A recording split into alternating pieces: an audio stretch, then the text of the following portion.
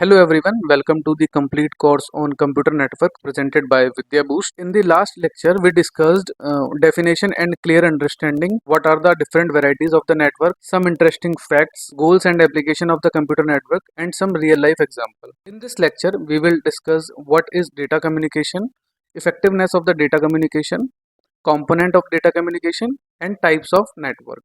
Now let's get started. What is data communication? अब देखिए data communication होता क्या है। सबसे पहले हम समझते हैं कम्युनिकेशन क्या होता है। कम्युनिकेशन मतलब क्या होता है, विचारों का आदान और प्रदान करना।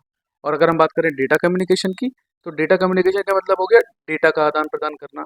तो देखिए क्या लिखा हुआ है, data communication is the exchange of data between two devices where some form of transmission medium.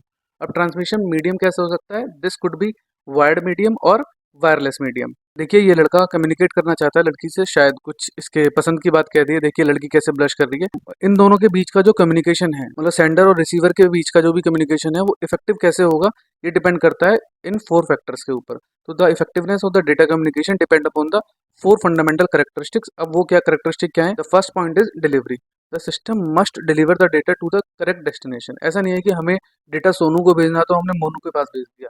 तो जो मशीन है, सेंडर और रिसीवर, इन दोनों के बीच में कम्युनिकेशन प्रॉपर तभी कहलाएगा जब डेटा हमारा डिलीवर किया जाएगा राइट डेस्टिनेशन के ऊपर।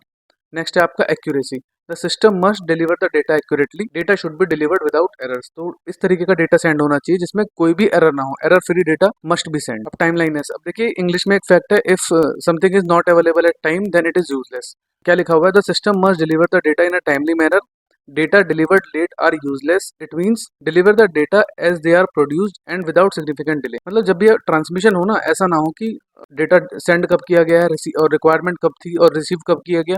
तो ये जो टाइमिंग्स हैं ये बिल्कुल एक्यूरेट होनी चाहिए। इसे हम बोलते हैं रियल ट्रांसमिशन।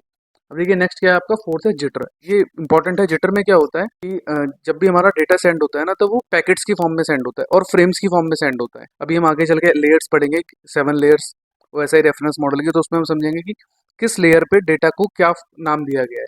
तो इसी तरीके से यहाँ पे फॉर द रेफरेंस आप समझ सकते हैं कि जो डेटा है ना, वो पैकेट्स की फॉर्म में सेंड किया जाता है।